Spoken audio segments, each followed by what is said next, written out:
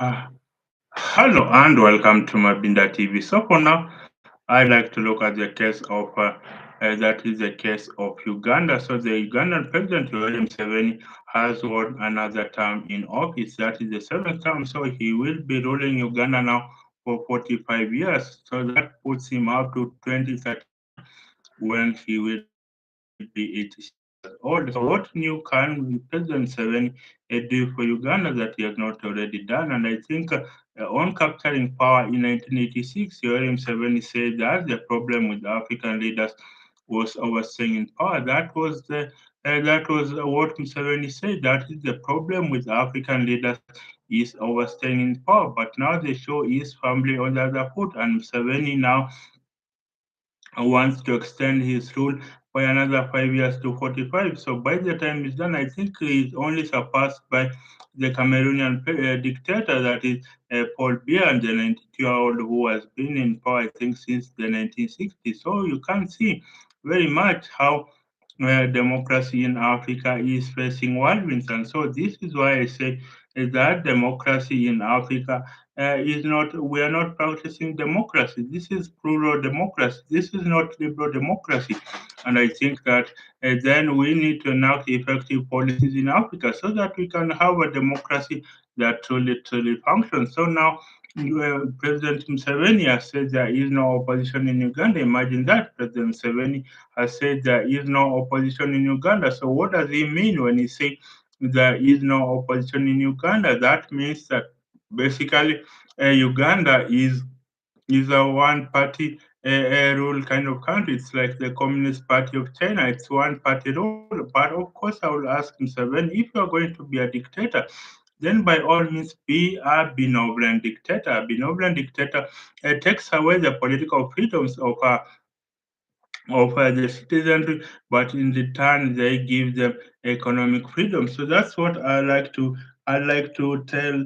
That is President Yoweri Museveni, that in exchange for political freedoms, give your people economic prosperity. President Museveni said he is perturbed, he is disturbed by the number of Ugandans that have never touched a million Ugandan shillings. That's about $200. So just imagine, nearly 90% of Ugandans have never touched $200 as their money. So basically, that shows you the state of poverty in Uganda. And I think, frankly, I think of the poorest people in the world, sub-Saharan Africa contributes about half of the poorest people in the world. So you can imagine. Just the other day, Nigeria overtook India as the country with the most absolute poor people in the world. So you can imagine the dire situation in Africa about the rising poverty levels. And I think if it continues to that, that's why you find Africans want to flee the continent and go and do slave jobs in America or in Europe. So you can imagine basically how Africans are fleeing their country basically because Africans are fleeing their jobs, their countries because they can't find good enough jobs. And I think that is something that we really need to be talking about. So that is, and then of course another headline from the Daily Monitor: military probes Bobby Wine's home. So now you have the military. The military has ransacked the home of the opposition leader Bobby Wine. Of course, Bobby Wine was not in the home, but he says his family was harassed. That's what Bobby Wine says. He says his family was harassed. So basically, and that shows you how very much Yoweri Museveni is hounding his political opponents. So does he want to rule Uganda by an iron fist? That's what I'm asking of Ugandan President Yoweri Museveni. Does he want to rule Uganda by an iron fist? So basically, Bobby Wine got 24% of the vote, which is not better than what he got in 2021 when I think he got 35% of the vote. So Yoweri Museveni says there is no opposition in Uganda, but why is he hounding out Bobby Wine? Look at another opposition candidate, that is Kiza Besigye. Basically, he is in house arrest. He is in a military jail, and his health condition has deteriorated. So you can imagine how very much the democratic space in Uganda is declining. And of course, you have in Tanzania, maybe they are boarding a leave from Tanzania, where the opposition leader Tundu Lissu was jailed. So there is no free, fair, credible, verifiable election. And maybe Kenya could follow suit in I think in August next year, August 2027, when Kenya is holding its polls. It could follow suit when President Ruto maybe could tell the opposition figures. This is a regional problem, and I think it is just like the coups in West Africa. For East Africa, it is incumbent presidents overstaying in power for such a long, long time, and I don't think that that should be the way forward. And of course, that means if you're going to probe the home of that is Bobby Wine, then that means you don't have faith that you can rule by oneself. And of course, then you have large sorts of the Ugandan population, especially the urban areas, are rooting for Bobby Wine. So of course, and I think the biggest opponent of Yoweri Museveni of Bobby Wine is not even Yoweri Museveni; it is his son Muhoozi Kainerugaba, who is the biggest opponent of Bobby Wine, because Muhoozi looks to wants to inherit the presidency from his father. He's already the chief of the defense forces. Muhoozi is already the chief of the defense forces, and that means that he is doing everything possible in order to capture the presidency from his father. So that means that then Muhoozi is going to be able to is going to fight it out with Bobby Wine. He says he can entertain Kizza Besigye, but not just that is Bobby Wine. He says Bobby Wine is from the ghetto, and of course, Yoweri Museveni says Wine wants to turn Uganda into another Libya. That's what Yoweri Museveni says. He says that Bobby Wine wants to turn Uganda into another Libya. Remember, Libya had a strongman dictator in Muammar Gaddafi. But then when Gaddafi died, but then when Gaddafi died, then Libya disintegrated and militia groups were all over. In Libya, it was a first world country, but then Gaddafi, of course, developed Tripoli at the expense of the rival city Benghazi. So, of course, that was an outcome of Obama, Hillary Clinton, who removed Gaddafi from power. Of course, Gaddafi was removed from power during Obama's term in office. So you can imagine the whole Arab Spring happened under the watch of Obama, a person who supposedly had really African roots. So you can imagine that basically, and now Ugandan President Yoweri Museveni, his military is probing into the home of the opposition leader, that is Bobby Wine. And then another story that is 25-year-old NUP member of parliament captures a political seat. NUP, that is the opposition party in Uganda. A 25-year-old has won election. So that shows young people overspace in the opposition. And that means that the energy, the vibrancy of Africa is in its young people. Africa is the youngest continent in the world, really. Africa is the youngest continent in the world at about and the average age in Africa is just 19 years of age. You can imagine the average age in Africa is just 19 years of age, and so that means that then Africa has to do more to improve its food population. These people want food. These people want jobs, and they want a credible, great education, and we are not preparing for them. We keep kicking the can of development down the road. How will the millions of graduates the millions of high school diploma graduates, the millions of college and university graduates, how will they get jobs? We are not creating the conditions for them to get jobs, and that means that then this will be really that this is going to blow up in Africa if we cannot take care of our young people.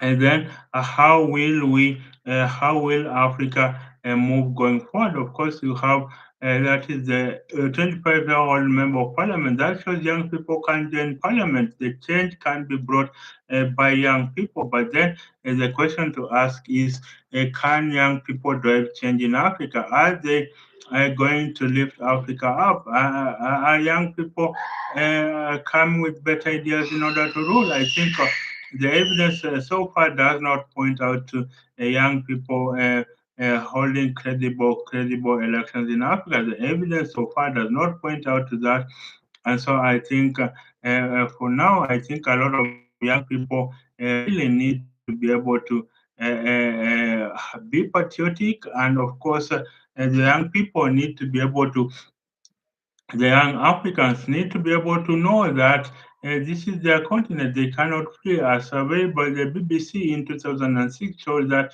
81% of young people in Nairobi, Kenya's capital, and 81% of the people in Freetown, Sierra Leone, that is Sierra Leone's capital, if they got an opportunity to leave Africa, they will go. And I think even though Africans wholeheartedly condemn slavery, even though they abhor slavery, but if you brought a slave ship to the coast of Africa, believe you me, almost all the Africans, young people will board that slave ship. So that's a challenge to leadership in Africa that they need to develop pro young people policies, and of course for young leaders they need to be able to make meaningful change so that then we can ensure that Africa is in a growth trajectory. We can ensure that Africa is that shining city on the hill. Our last great story was written in 700 years ago. So really, in the last 700 years,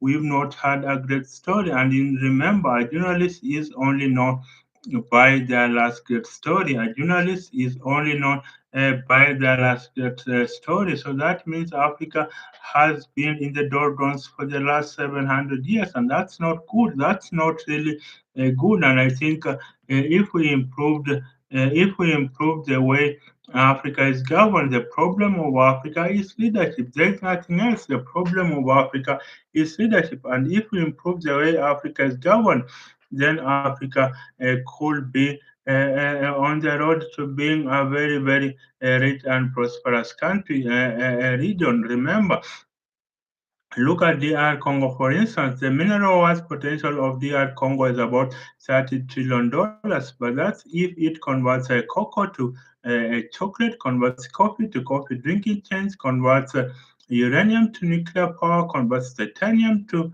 aeroplane parts, converts copper to electronics, converts gold and diamond to jewelry, converts wood to paper, converts coltan to mobile phone and computers, and converts really cotton to designer clothes. That's how and then DR Congo will be worth $30 trillion. There's no single mobile phone factory in DR Congo, even though it produces the mineral that powers our mobile phones and computers. So basically, I think right now there needs to be a way to be able to develop resources for Africa. Let these resources benefit the African people. Why is it that these resources are not benefiting the African people? That's what we need to ask. Why are these resources not benefiting the African people? I think what needs to happen really is for Africans to be able to know that the mineral resources we need to value add. Of course, the Western countries will not accept.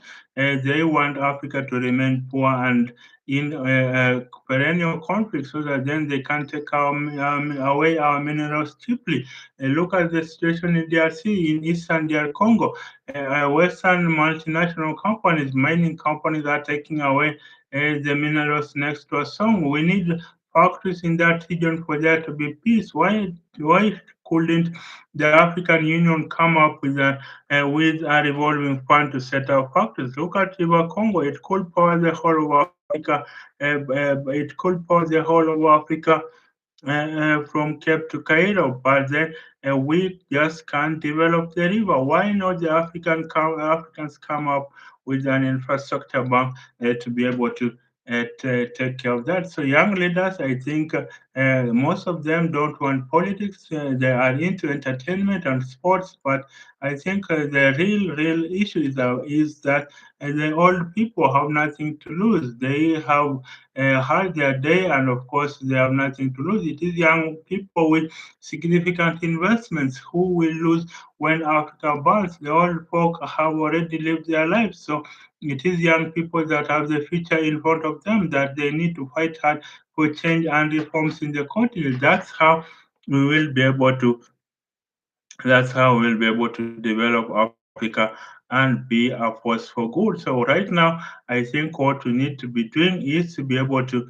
I think what we need to do right now is to be able to just come up with a way in which we can make young people vie for political seats. If it's so expensive, then what we can do is we can become like book publishers or a record label, a source for campaigns. Let the party give let the party give that is let the party give campaign funds to the young in Africa, and then of course once they are elected into office, there will be a salary cut into into their salary, so that then these funds can be returned back to the party. And I think when you look at a country such as the U.S., basically the rise of Obama, you can see it was because the Americans were able to donate to him as a candidate, and that's how Obama came to be. It is because the Americans saw his vision for America, for red, white, for black, white America, where America was a rainbow nation, and to make America move past the racial condition. So basically, I think for our Africans, we can come together. Look at the candidates that can look at the candidates that can basically lead Africa well. You can see, like for instance, in Zimbabwe, instead of Zimbabwe's richest man, Strive Masiwa, paying doctor salaries, what he could do is identify credible leaders that could lead Zimbabwe well, and of course, then from those credible leaders, he could that is Steve Masiwa could fund them to become president. Of course, some will see this as attempting regime change, but Steve Masiwa has a stake in Zimbabwe, and that's how he could remake Zimbabwe to be really a country that is going to that's how Steve Masiwa is going to remake Zimbabwe to be a country that basically is able to a country that can punch its weight. Look at the farming in Zimbabwe; it basically died down. Of course, it was the farms were under a white occupation. Of course, some will say that production is for the Europeans, the Africans is to be slave labor, but that is not true at all.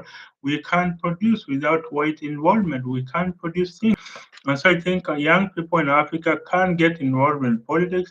They are into entertainment and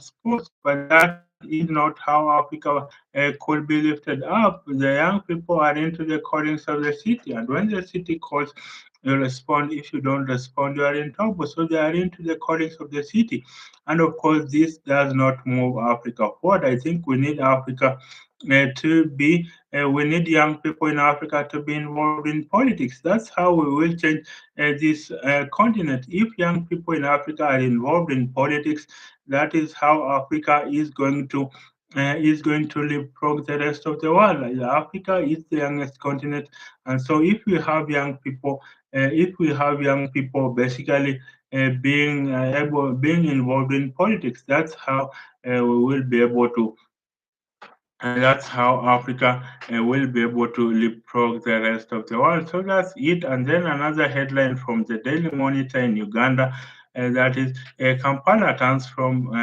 blue to red, that is moves from NRM to NUP. So that's another win for Bobby Wine. So his party has captured the mayoral seat in Kampala. So basically, that shows that in a lot of urban areas in Africa, the opposition usually does well. So that shows that for people who are exposed, then the opposition usually does well. The ruling party does well in rural areas for voters who are illiterate and aren't exposed. So I think that is because of affluence of the city. So basically, they want better plans. They want people who have an infrastructure plan.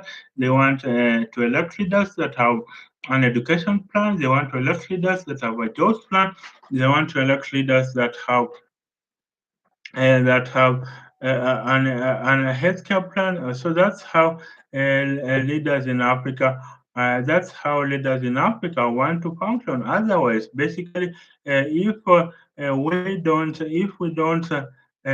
we don't uh, partake of politics of ideology, then you will find will always decide who gets elected. And for the rural folk, they are poor. So basically, what they do politicians do. They just give out maybe they give a handout of $1 to each voter, and so they take their national identity cards. And so when they are going to vote, the politician ensures that they vote for them. And then what I would like to ask, basically, what will ensure that basically, what I want to ask is what will ensure that Africans basically what will ensure that Africans can leapfrog the future. Basically, I think what we need is to be able to have donations. Let's have a culture of donations so that then our young people can campaign, and then of course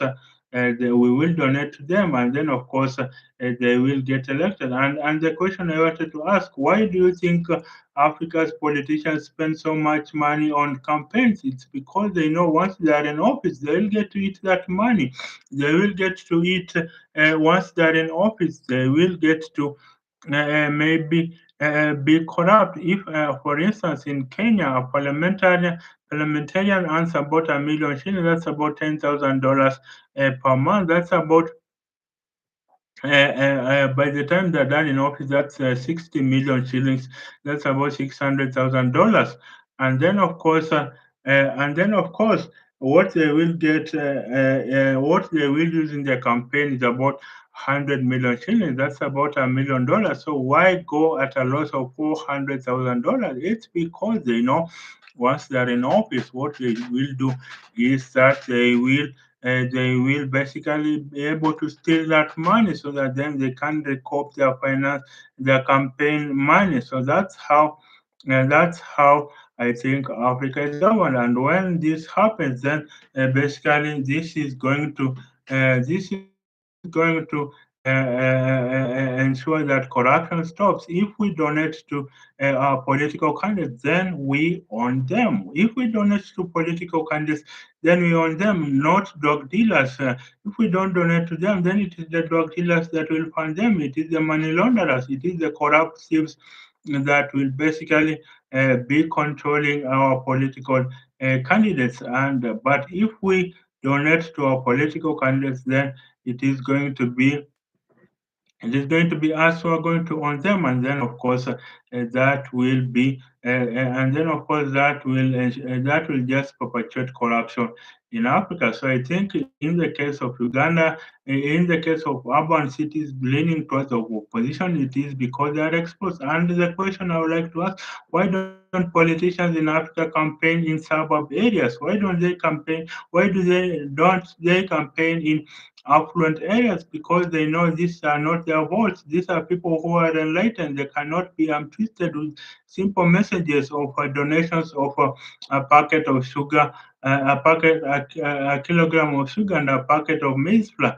These are people who know that basically they want a campaign manifesto that works for them. It is the rural poor folk and maybe the folk in the slums who fall for donations from politicians. And it just shows in the dire political situation in Africa. The number one drawback for Africa, the number one drawback for Africa is basically the number one drawback for Africa is corruption, is leadership. We have a failure of leadership in Africa, and that just things. Look at the way the voters on Obama. Look at the way the voters on Donald Trump, basically because they donated to them. And so we need a culture of political donations in Africa. That is how Africa is going to be, and that is how Africa is going to be the richest continent in the world if we can't fix our leadership. But if we don't fix our leadership, then basically we will if we don't fix our leadership, then we will continue being in poverty. We will continue being the laughing stock of the world, and basically, we will continue being as poor as ever. We can't lift 500 million, 1 billion Africans can be lifted out of poverty if we enact the correct policies. It is not a joke. It is not being far-fetched when I say that we can lift 1 billion Africans out of poverty. Really, it is not far-fetched. The real thing is if we put the right leaders in place, then they can aspire to our highest aspirations and then be able to deliver economic dividends to their people. We don't have efficient person governors in Africa who utilize resources optimally so that their people can prosper. We don't have efficient person governors in Africa. What we have are rulers. Rulers are attracted by the trappings of power. Basically, they are attracted by a good Mercedes Benz, BMW, Bentley, a Lamborghini. That's what they want to be driven in so that we can see the trappings of power. They want the military saluting them. They want appointing and firing of ministers, and that is why they want that seat in the first place. So I think what needs to happen there is for Africa to be able to what needs to happen is for Africa to be able to get credible leaders and young leaders in Africa, especially in the urban areas. They are exposed, and I think they need to drive the change in Africa. And I think if the middle class in Africa, who mostly stay in urban areas, if the middle class in Africa could transfer just 1% of the ingenuity they use in managing trillions of shareholder capital, if the young in Africa could just transfer millions of capital they use, the ingenuity they use in managing trillions of shareholder capital. If they could just transfer that to politics, then Africa will be in a good place indeed. That is not happening. We are not getting ingenuity from our middle class, and the problem is if Africa burns, the rich will just fly away because they have the money, they have the billions they have stolen and stashed away. If the Africa burns, the rich will just fly away. The poor have no nothing else except poverty. So it is the middle class with the significant investment that will lose out. That is lost out, and so basically we need a middle class in Africa that takes politics seriously. And I think the middle class, we don't know whether economic growth comes first or it is a liberal democracy that comes first. But I think we need both of them. We need economic growth so that then we can have suburbs, we can have affluent Africans so that then they continue to hold their leaders into account. And then, of course, and then they will be voting for ideas. Look at the political parties we have in Africa. They are not even the political parties we have in Africa. They are not even ideological. They are not bastions of ideological thought and opinion. They are basically areas where the middle class we have in Africa are basically the middle class we have in Africa are basically. The middle class we have in Africa basically can build ideological parties where our parties are not ethnic driven, but they are bastions of ideological thought and opinion. So that then we have right of center parties, which is about individual dynamism, where the individual pulls themselves by their own bootstraps, and then we have a left of center party where which is about collective responsibility. Then we have a centrist party which merges the left and the right. And then I think in every African country, we just need three parties only, and that is the way to lift Africans out of poverty. Otherwise, this ethnic-driven politics will just build violence in Africa. This ethnic-driven politics is not doing anything to change the state of Africa. And I think when Africa has ideological parties, that is how Africa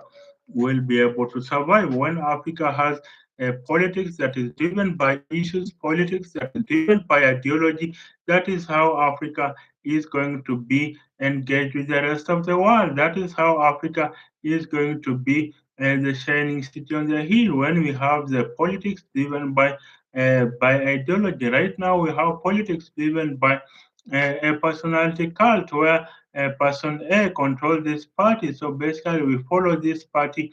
Basically, we follow this party and look at what is happening in Kenya, for instance, where you have since the death of the leader of the opposition party, ODM. Now there are several factions that are coming up. That shows it was a personality cult. It was not a party driven by ideology, and I think that is what most parties in Africa are. When the founder of the party dies, then that party basically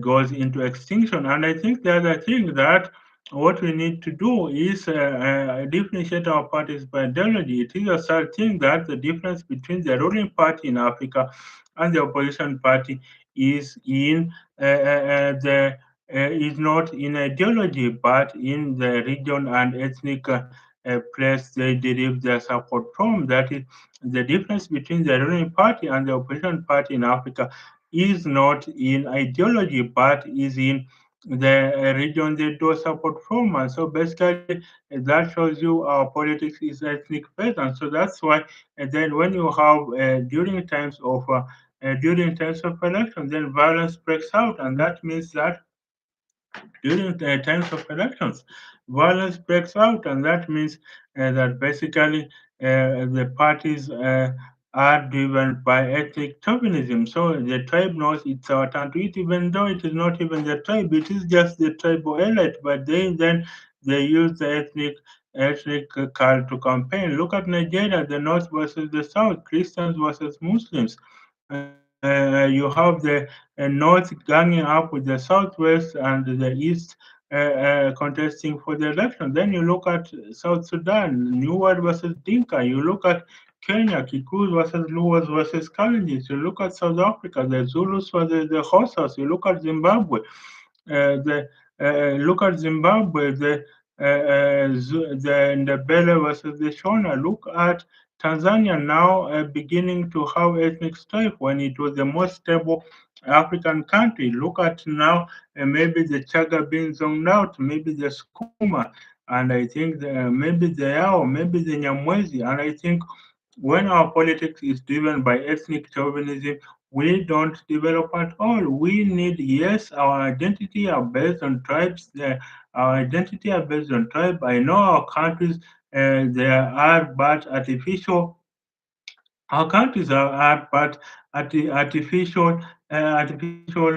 were created artificially in Berlin Conference of 1884. That's our countries. But I think we need to transfer our reality from our tribes to the larger nation states. So in that case, then you find other African nations are struggling to become states. Then on the other hand, Somalia is and nations are desperately trying to become a state. So I think right now what needs to happen is if we have politics of ideology, if we have politics of ideas, politics of issues, that is how Africa is going to grow and move forward. That is how Africa is going to be that shining city on the hill. So we need politics of ideology. We don't need politics of ethnic chauvinism. That's why there's political violence. Look at the post-election violence in Kenya in 2007. Later left about 3,000 people dead. Look at the clan-based politics in Somalia, destabilize the whole country. Look at Mozambique, the election poll violence. Look at Tanzania, the election poll. We were not expecting that, but they had a post-election violence in Tanzania that saw about a million, that's about 1,000 Tanzanians dead. Look at Uganda, the post-election violence. Look at all these countries. What is similar is that they all experience a post-election violence, and that's just not good. Just a little break.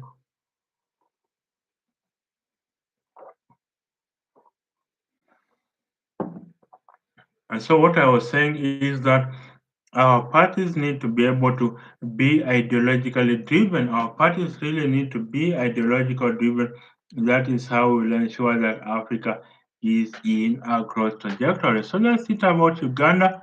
And then another headline from the Daily Monitor Uganda. Another headline from the Daily Monitor Uganda says the system mostly did not experience any hitches at all. So that's the verdict of the election observers. That is, the electoral commission did not have many hitches. So I think in Africa we spend the highest per voter on election, and the election cost per voter in Africa is the highest in the world. But do we get value for money? Do we get value for money in elections being the highest cost per voter? So basically, I think the Ugandan elections, the election observers have given it a clean bill of health. They have said the election was free and fair and verifiable, credible, was above board, the process was above board, and so they say the results reflect the will of the people. But of course, the opposition figure Bobby Wine opposes this. He says that the election was marked by irregularities. That's what Bobby Wine says. He says that the election was marred by irregularity. So that's what Bobby Wine says, and I think maybe sometime we'll need to listen to him, and maybe he could tell us what does he think about the election in Uganda. Of course, in an interview on CNN, he said the elections basically depend on who the election referee is. So, given that the president appoints the electoral referee, then the electoral referee is going to go on the side of the president. The president appoints the electoral referee. The president controls the army, controls the police, controls the judiciary, the court. So even if they tell you to go to the courts, the courts cannot rule in any way against Museveni. So you can imagine that is a show that the elections are really a sham. And so basically, I would hope that what we need to have in Uganda is, and in Africa generally, is elections that are above board. That's how we are going to ensure that basically we have elections that are truly above board. And I think, given we spend so much money on elections, they better reflect the will of the people. And of course, in other countries, they say maybe a president should have a 1 7 year term. Maybe have 7 year terms so that then we don't have this incumbent going to be removed. You don't have projects being started by incumbent president, then another president comes to remove them. So you are given 7 years, then you institute your projects. You're given 7 years. Maybe I think Rwanda is after elections are after 7 years. So after 7 years, you go to elections, and then if you are defeated, you wait for another 7 years. So maybe what they could do in Rwanda is say 1 year, one term, 7 years, and that's enough. I think that's a good proposal. That's a good proposal. I think if you think about it, 7 years, 7 years, one term, 7 years, that's a good proposal. I think that is something that is agreeable. We spend so much money in trying to remove an incumbent president, but I don't think they really can be removed that easily. Yes, in some countries the opposition has won. You have in Zambia the opposition candidate then her candidate Chilema beat the ruling party candidate that is Edgar Lungu, now deceased. You had in Malawi the opposition candidate then Lazarus Chakwera beat the incumbent president then Peter Mutharika. Of course, the results overturned just recently. And then in Botswana, Duma Boko, the opposition candidate, beat the incumbent president, and then Makwisi Masisi. Then you have in Gambia, the opposition candidate Adama Barrow in 2016 beat the incumbent president Yahya Jammeh. Then in Nigeria in 2015, you have the opposition candidate Muhammadu Buhari beat the sitting president Goodluck Jonathan. Then, of course, you have in Kenya in 2002, you had the opposition candidate Mwai Kibaki beating the ruling party candidate Uhuru Kenyatta. And of course, in that election, you had the Economist describing Kenya, the right-wing conservative weekly news magazine, The Economist, is saying that Kenya is a beacon of hope in the world. That's what the economists say, that Kenya is a beacon of hope for Africa. You had citizens openly arresting corrupt police officers. In that year, 2002, you had ministers openly sweeping the streets in a newfound sense of patriotism. So basically, it did not come to be a letter of what tribal chauvinism entered into that pact, but you can see what a rejuvenation and an electoral win can help the opposition. So the opposition needs to be organized.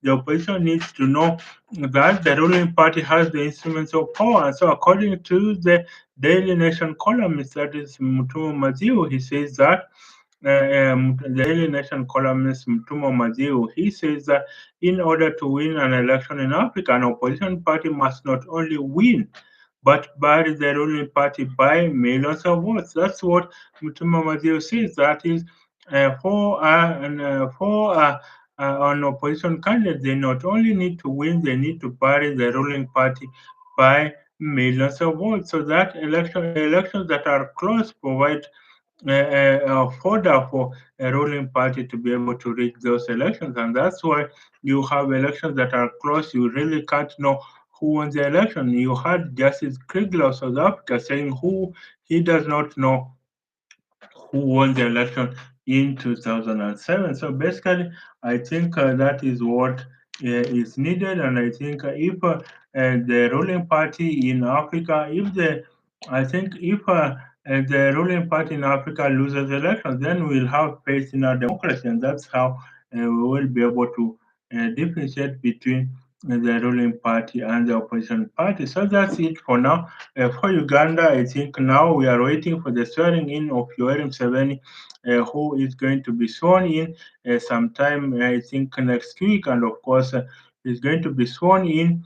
And of course, Yoweri Museveni will be on to his seventh term. I think he will be a life president. I don't think he will leave the seat to Mohozi as Mohozi expects it. I think maybe he has done so many deeds that he can't trust anyone to be he can't trust anyone to be in power. Maybe he will be a life president. That's something that happens in Africa. So in Africa, we have a life president. Of course, someone will argue that maybe why are we protesting, and yet the UK also has a life president. In had a life president in the monarchy, of course, but they have prime ministers, and the monarchy does not rule directly. The monarchy is very ceremonial.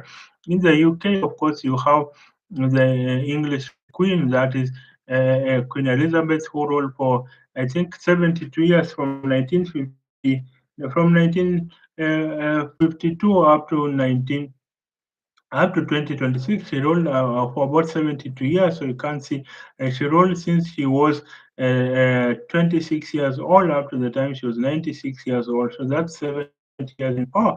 But that's a monarchy. So the prime minister is the one who is the head of the government, and of course that means then that the ruling party, the queen or the king does not rule forever. Of course, right now it is King Charles, but then of course it is the prime minister that is the head of government, and of course the UK has had about 80 prime ministers going and counting. So basically, I think that comparison it does not fit the bill. Of course, you had Queen Elizabeth, under her there are 14 prime ministers. So it is not that she ruled. Of course, Mugabe used to defend himself. That was Robert Mugabe. He used to defend himself that why don't we tell the Queen of England to get out of power for people who are telling him that he should vacate power. So that's it about that is it about that is it about the electoral commission being above board. And so if we hold elections, but then there is another challenge that comes. Should voters take a civic test? According to the Zambian American economist Dr. Dambisa Moyo, she says, according to the Zambian American economist Dr. Dambisa Moyo, she says that voters need to take a civic test and only those who pass get to vote. That is what Dr. Dambisa Moyo says. That is, voters should take a civic test and only those who pass get to vote. Of course, Dr. Dambisa Moyo is a respected economist having degrees from Oxford and Harvard. Of course, she initially trained for chemistry before switching to economics. So basically, That is what Dr. Dambisa Moyo says, that voters should take a civic test and only those who pass. He says voters don't know the weight of their decisions. In a book, Age of Chaos, Dr. Dambisa Moyo says voters don't know the weight of their decisions. And so basically, what we have is not liberal democracy, but what we have is mob anarchy. That is what Dr. Dambisa Moyo says, that what we have is mob anarchy. So basically, what we have is mob anarchy, and then of course that is something that I think we need to be looking at, whether voters need a civic test. But then, what will be the nature of such civic test? Maybe they will be asking who the president is, what the constitution says. Maybe a person should be able to know the basic tenets, basic articles in the constitution, and maybe what is a good citizen. And maybe this is just the world over. Look at Donald Trump, he's voter, he likes them educated. So it's not something that is basically a problem for Africa. This is something that is a problem for the whole world. And I think if we have voters that are, if we have voters that are if we have voters that are educated, if we have voters that are high quality, then we get high quality leaders. We don't get this ethnic chauvinism. Look at the average Donald Trump voter. So it is not a peculiar African problem. This is a problem for the rest of the world. I think emotions basically triumph over ideas, because in ideas you basically have to think through why you are going to vote for this person. But then when you're going to vote on emotions, basically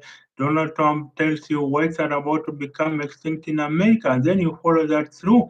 You follow that through, and you elect anyone that represents a minority in America. I think that country is as good as done. That is America. Basically, it has been built by immigrants, but then of course, immigrants are now America has been built by immigrants, but now those immigrants are being demonized, even though everyone in America is an immigrant. So, same for Native Americans, and the Native Americans are not having their say in who gets to be president. So, basically, remember, America was founded on the twin sins of near Native American extinction, extermination, and forced labor of black slaves. That is how America was founded. So basically, I think what needs to happen then is to be able to say that America, what needs to happen then, according to Dr. Dambisa Moyo, she says that Africa needs to be able to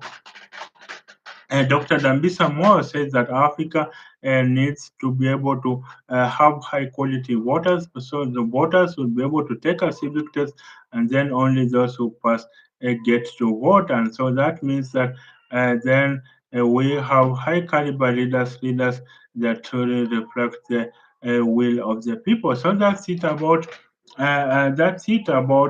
voters in that's it about the elections in Uganda. And then, of course, that is it about elections in Uganda. So let me look at another headline. I'll go to another headline in Agence Press of Ivory Coast. So in Ivory Coast, I will read another headline in Ivory Coast. So. Uh, a symbol turning point for female representation. So that's about election of a woman to fill the spot of that is a woman to fill to go into government. So why do you think women don't? Why do you think there are less women in cabinet? Why do you think there are less women? Why do you think there are less women in cabinet? Why do you think Africans don't give women a chance to be able to lead? I think this has to be something that we have to think through. We have to ask, why do we have so few women leaders in Africa? It's because politics is dirty for a man. They know it is dirty, and they will play by the rules. They will not play by the rules. But I think for the women, they'll be told, go to your husband, go to your house. You had the Nigerian president, Muhammadu Buhari, during a conference on women leadership, basically saying the place of women is in the kitchen. And of course, you had the German chancellor then, Angela Merkel, really looking very distasteful towards Muhammadu Buhari. And so I think what needs to happen really right now is to be able to what needs to happen right now is for when we reject half the talents of the people that are with us, then how can we develop as a continent? So we need to be able to have women leaders. Women leaders need to be able to come up contest for the political seats. I know during the campaigns it's very hard. People will blame women leaders. They will marching them, but then they need to be tough as men.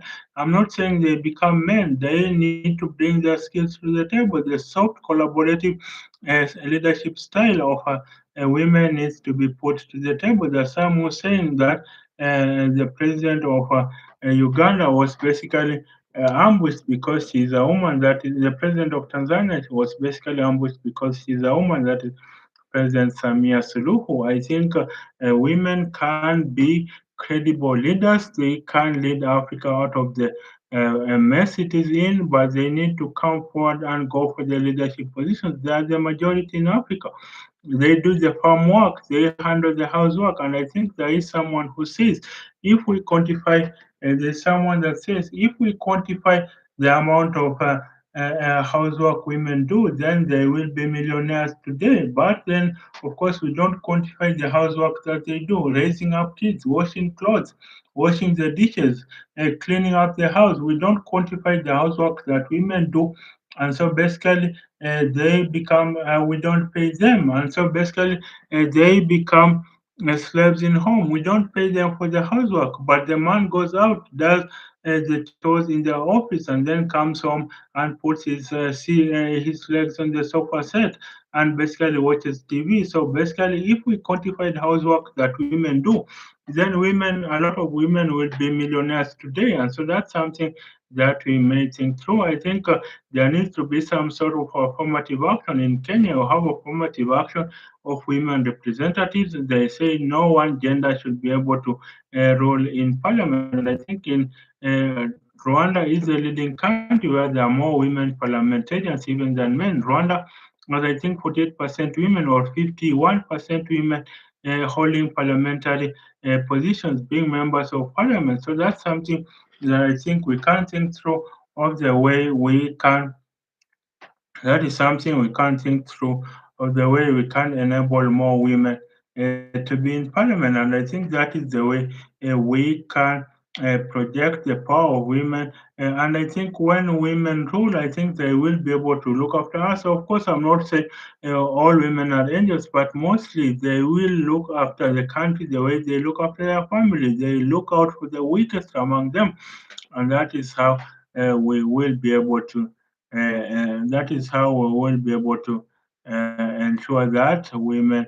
are given leadership positions. Then another headline from AIP, another headline from AIP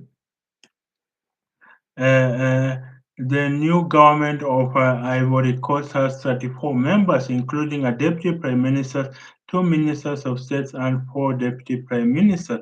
So it has a deputy prime minister and four deputy prime ministers. It has a deputy prime minister, two ministers of state, and four deputy ministers. So basically, and that's Ivory Coast, two deputies prime minister. So what does that mean? So basically, that means that Ivory Coast has more. And should we African countries borrow this system where you have sharing of power at the top, where you have a president, a vice president, and then prime minister, and then deputy prime minister? I think it could work because what Africans our election is ethnic based, and so when you have regional representation, maybe a country that has a good regional representation and is advancing its democracy, maybe it is Switzerland. I think Switzerland has a representation of.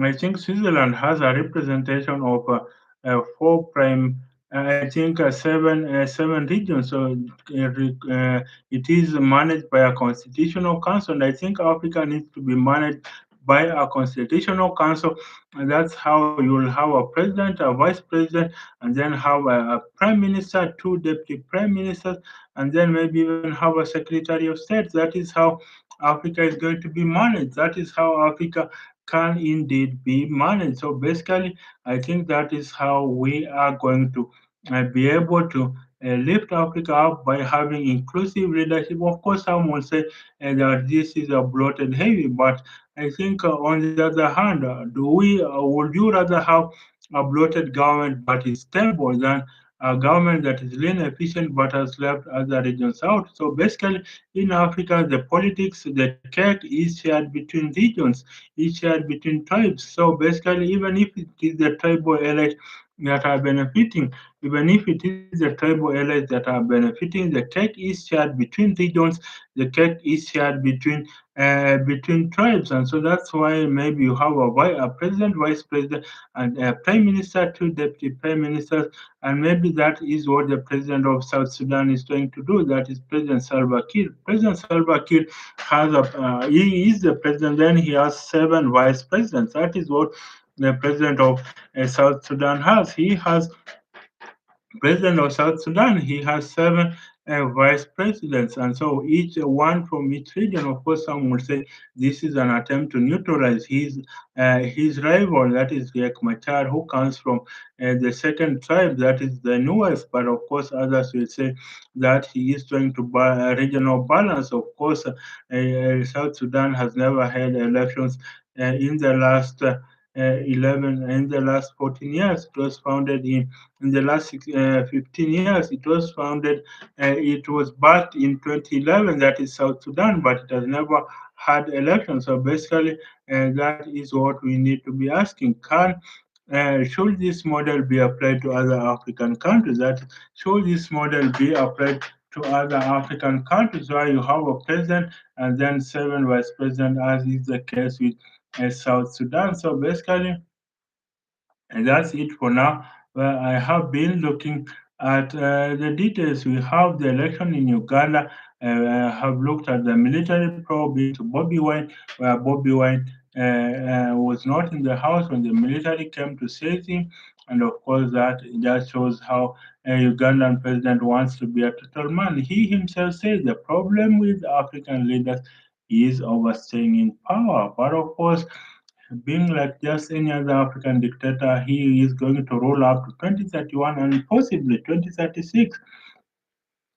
Basically, he will be a live president. I don't think Mozi will contest until Museveni leaves office terminally. And then, of course, you have a young member of parliament from NUP, that is 25-year-old NUP member of parliament. That shows that young people in Africa are beginning to, young people in Africa are beginning to that shows that young people in Africa are beginning to go for electric polls, but they need to bring meaningful change in Africa, and they really need to not play politics of the old folk. Just a minute.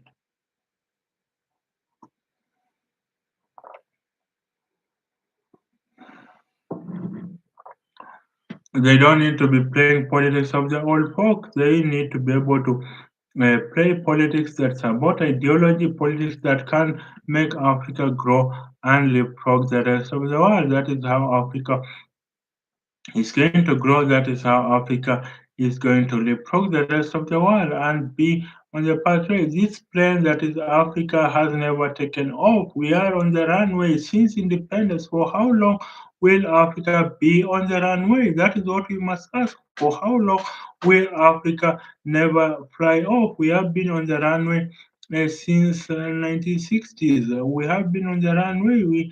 It was projected by economists that Africa will develop fast because it has immense mineral resources. It was projected, yes, that Africa will develop fast because we have immense mineral resources, but that did not happen. Corruption, lack of effective leadership happened, and Africa that shows that Africa is really on a pathway to self-destruction. Look at Singapore, look at Malaysia, look at South Korea.